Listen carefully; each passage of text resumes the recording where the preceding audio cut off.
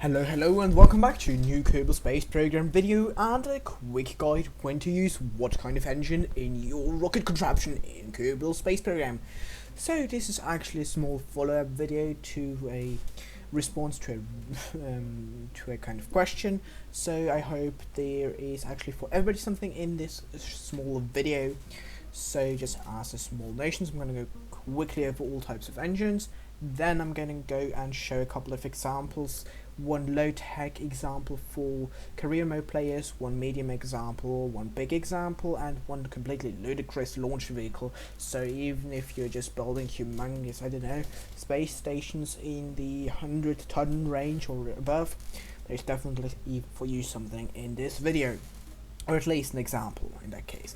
So jumping into the engines here, when to use what kind of engines. I'm going to start from the bottom up. Generally speaking, use all solid rocket boosters or all SRBs in your lifter stage. Why? Well, because what's the main point of a lifter stage or the first stage in general? This is to lift it up through the thick and heavy part of the atmosphere and get your craft off into space, well, at least towards space at the very least, where the gravity well is not really affecting you, aka where you are already in orbit and don't have to fight gravity constantly to not crash. In that way, that's why you use always all SOBs in the very beginning, because they have A, good thrust, and B, terrible ISP. And ISP is efficiency.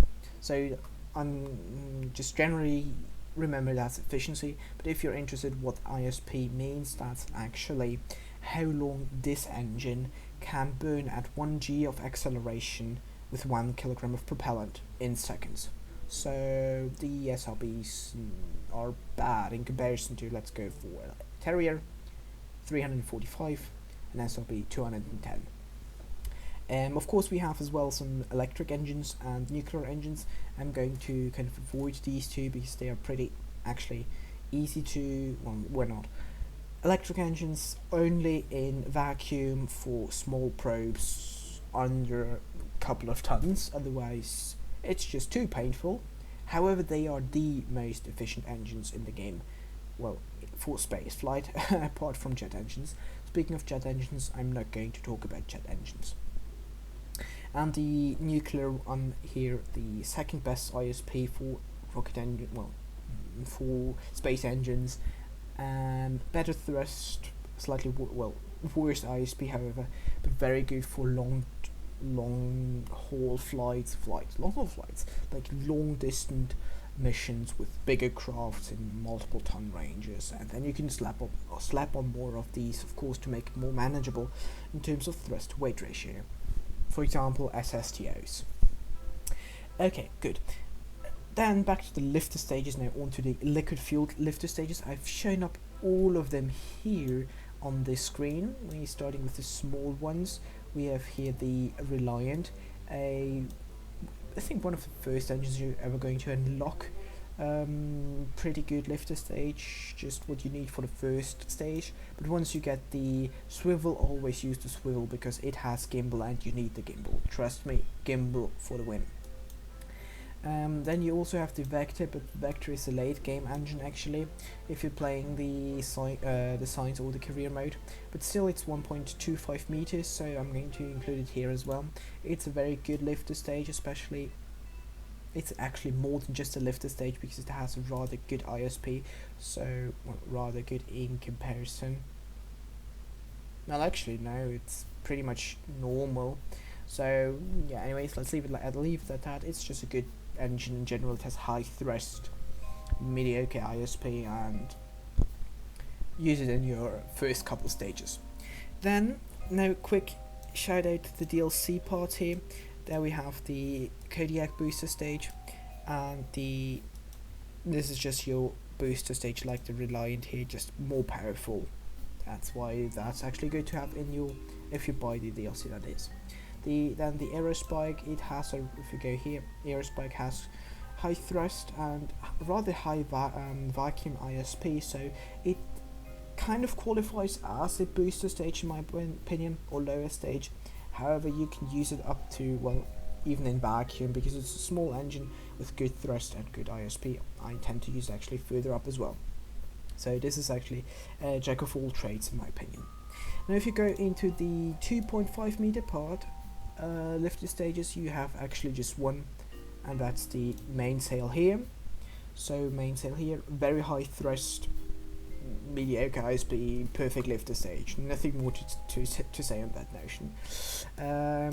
If we go now one up into the 3 meter parts, then the Mammoth is the own. Oh no, wait, actually I forgot one to show here. Ha! The twin bore booster here. Bam! This is as well 2.5 meter parts, the other apart from the mainsail, the other booster stage. However, I would actually suggest using the mainsail as your main stage and the twin bore as your side boosters, but there will be actually an example exactly using this setup later on, so stick around for that. And 3 meter parts, the Mammoth booster stage here. Still the same notion, high thrust, low ISP. If we go into the DLC parts, we have the Mastodon and the Bobcat. These ones are also lifted stages in the very beginning. If we now go a bit higher up, something that I personally like to call the orbital stage, which is insertion stage. That's like a stage where the thrust is, well, they're somewhat similar to the Aerospike actually. They're kind of jack of all trades. For example, the skipper engine from the regular base game, and well, that's actually it in my, actually that's literally it. And if you have the DLC, then it's the skiff engine. They have good good thrust. I mean, 600 kilonewtons is a decent amount of thrust, and better ISP than the mainsail here, asking 310, 320, but still a bit worse if we compare it to the Poodle. 350, well, definitely worse, but you have good amount of thrust. So these ones are kind of a bit more thrust and speed build up before you really hit space, where you can just take the time you need. Same goes with the skiff here, good thrust, better ISP, slightly smaller engine, so kind of more or less the same notion. And then on to the last part, the orbital stages that are very good for usage in space and for, wrong button there, and for long duration flight, and generally kind of if you want to go somewhere further than just a couple of 100 meters here and there. That would be obviously the Poodle and the Terrier, your very first one. So they have very good ISP and rather low thrust, so 60 kilonewtons of thrust and 345 ISP, and here 350 ISP, compared to obviously bigger engine, more thrust. That makes sense. There is actually in the DLC 2 upgrades: the Cheetah for the LV909 Terrier, a bit heavier but more thrust, more ISP, just generally turtle upgrade in my opinion, and the Wolfhound for the Poodle as well, turtle upgrade in terms of engine, heavier but more thrust, more ISP. So if you have the DLC, you probably will always use these two engines, except it's a really rather small craft for their size, that is. Okay, good. So with all engines out apart from the 3 meter part here, the Kerbodyne Rhino engine, that's the one for the 3 meter part. I mean, I think that's all this. So now jumping into the, don't say thank you, into the examples here, starting with the low tech example. So with this craft you can go onto an elliptical high orbit around Kerbin. This is in the, where is it, low level launch pad of, what is it, 18 I think, or 16, I'm not quite sure. So 18 tons with level 1 launch pad, so you can launch this one pretty much at the very beginning. Same setup, well, SRBs on the first stage and the swivel, because the gimbal is very good. And in the second, that's 1, 2 high up here, and in the second stage a LV909 Terrier, because it has good vacuum ISP and enough thrust to bring this one up. Then continuing onwards to the slight upgrade for flybys of Moon and Minmus. Same setup here in the beginning, just one fuel tank here more, and in the very big top we have 2 small fuel tanks and a Spark engine. Speaking of the Spark, the Twitch, the Puff and the Thud engine, and well, and Spider as well. And Spider engines are more or less only for probe use, the same usage as the Twitch and the Spark for crewed use. So generally speaking, lander engines for your lander on the moon, on Minmus. They're very light engines. They weigh almost nothing. They have low thrust because of that, obviously. However, they have decent, well, actually pretty okay to good-ish vacuum ISP for last engines, and together with their low mass, especially with smaller landers, they really give you a lot of delta V for their size. So that's why I'm going with this one in the very, very top, because it has pretty much no thrust. If you look at this one, well, now this has actually pretty much very small one, but if you're building a bit bigger engines, crafts, they are most of the time too little thrust. Apart if you use slap on multiple twitch, that's also good for radial mounted. Same goes for the thud. Is just a bigger version of it, and I personally don't like it because the ISP is just too bad in my opinion. But just personal opinion. Path monopropellant, I don't know why you should use this one. And it's Spider for only for small probe crafts, so rarely using them as well, but you can use them for small satellites, communication satellites that don't need a lot of thrust nor a lot of delta, well, just a tiny bit of delta V there. Now on to this next upgrade here.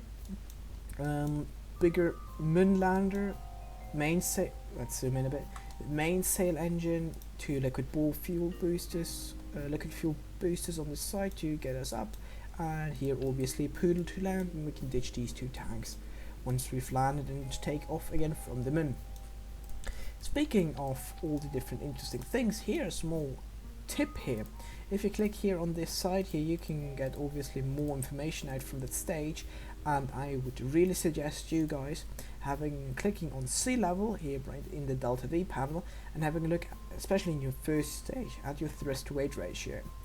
I would always suggest you having a thrust to weight ratio. Actually, this is too much. I would probably just throttle this one down quite substantially, actually pretty much all of them, to have something, yeah, that's a bit too low, but I mean something along these lines of 1.2, between 1.2 and 1.6. That's like my personal preference here, 1.2 and 1.6, perfect. So this way you can keep 100% throttle and not accelerate too fast through the atmosphere. That aerodynamic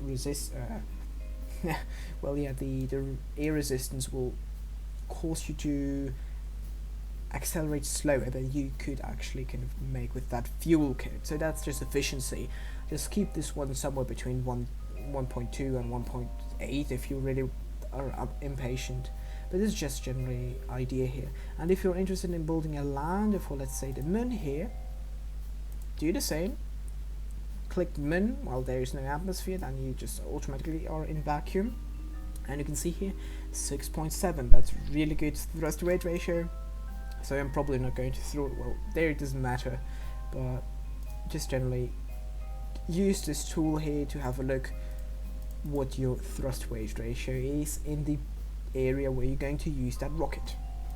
And next up, the 3-meter part here. If you're building a space station, you have the same setup, well, more or less the same setup. Just build here another maneuvering stage with these aerospikes. It's just a short stage that can maneuver with the vector, how they called, vernier thrusters, vernier engine. But mainly speaking, lifter stage here with boosters, and then a vacuum stage for vacuum, aka orbital insertion. If we upgrade this a bit more, if you want to go further, go and build more boosters, because why not? These ones are, by the way, in asparagus staging. That means that once 2 boosters, the opposite side boosters, are empty, they drop, and that's because they feed into the next row and into the next and into the next, so that they are dropping in pairs. So like U2, U2, U2, and then U2. Like in this configuration, this is the most fuel efficient way to build a booster, by the way. And now for the ludicrous amount of lifting power, if you want to send a payload of around, what is that, 350 tons to Eve. Well, that's just my personal example because that's an Eve lander. If you want to send up a payload of around probably 400, 500, not 500, but 400-ish tons into Kerbal orbit, you can go with something ridiculous like that. That's the SRBs are there mainly because I like SRBs for the first stage, and they give you pretty decent oomph at the very beginning. So first stage SRBs to lift you off. Then we have here 2 double cores like these ones here again that feed the fuel into the previous one. So you're the first one to drop, then you are all still fully fueled, then you guys drop, and then we have the core stage here. Same booster setup, by the way. We have here main stages, thrusting stages here as well. And once that all is depleted, here we go, we have vacuum stages, apart from the central vector engine that is there for gimbal control, so that we can actually steer this craft. But these ones are all poodle engines with just single bell variant, in order to avoid part clipping if you go for this one. Well, actually there is no part clipping, but it looks just weird, right? So that's why single bell engine variants there. But that's just mainly your vacuum stage with a bit more maneuvering capabilities. And with that, I think that more or less gave you a couple of examples. So as a quick recap, always use the high thrust and low ISP engines in the beginning, and use the low thrust and high ISP engines at the top. So that's general advice, and you can play around with that. Obviously a lot of trial and error in this kind of notion, but I still hope that helped out at least a little bit. So thank you very much for watching, and until next time, Spaceship signing out.